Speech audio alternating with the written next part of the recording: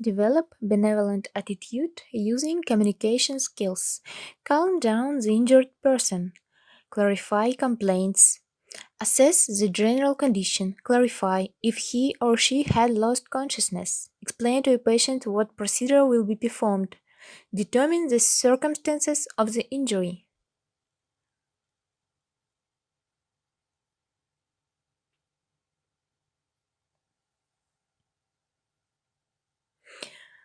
Approach the patient from the injured side. Remove shoes and socks from injured leg. Move clothing or cut along the seam.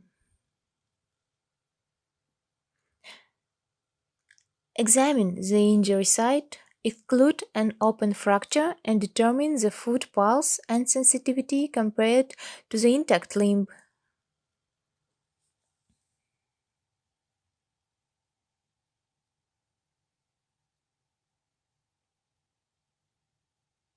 Find out in detail the logic anamnesis.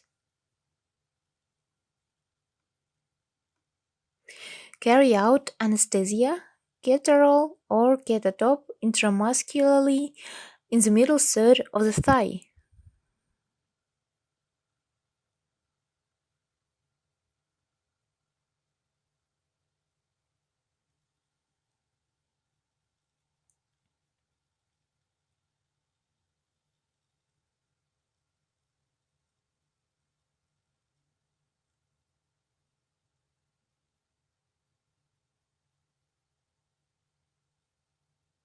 The injured leg must be given the correct mid-physiological position. To do this, put a roller under the knee and carefully pull the leg along the length, grasping the heel with one hand and the toes with the other.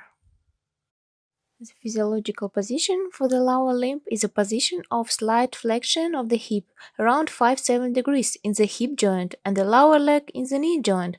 It is the usual position of the relaxed legs. This will relieve pain and improve neurovascular status. Model the splint by healthy limb and bend at an angle of 90 degrees in the heel area.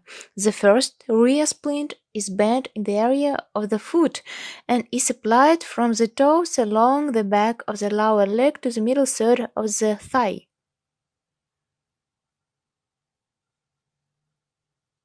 The second external splint is applied along the outer surface of the lower leg to the middle third of the thigh.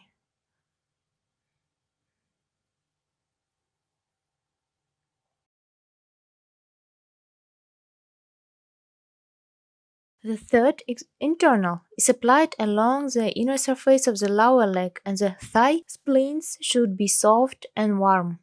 Immobilize at least two neighboring joints adjacent to the injured segment of the limb using the TIM method of work.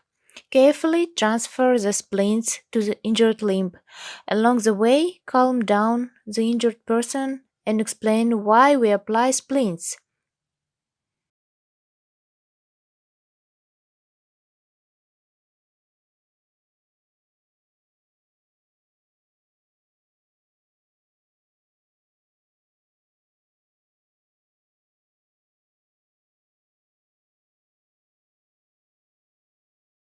Apply cotton gauze pads and rollers to the bone protrusions and places of possible formation of pressure source. A roller under the heel.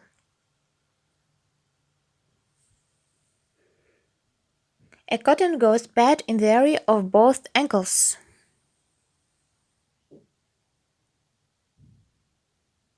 A roller under the knee. And another cotton gauze pad in the area of the knee joint.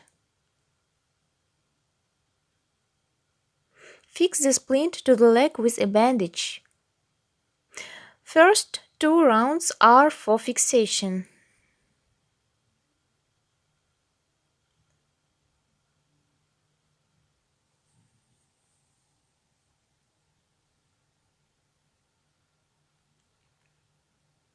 Then fix the foot, bandaging it in the figure of 8 so that the nail beds of the toes are visible.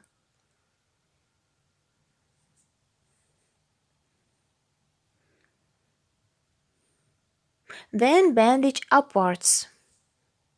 Bandage rounds overlap each other by half or by two-thirds.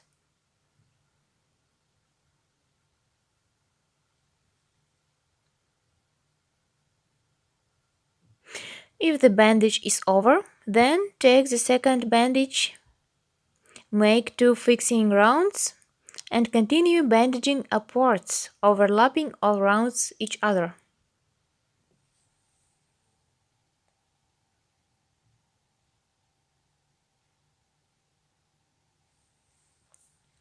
When a tourniquet is applied, the splint should be bandaged in such a way as to leave the tourniquet visible and accessible for additional tightening or relaxation. In the cold season, the limbs after immobilization must be additionally insulated.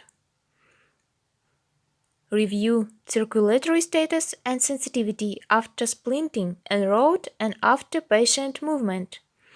Pay attention to any changes and take corrective actions.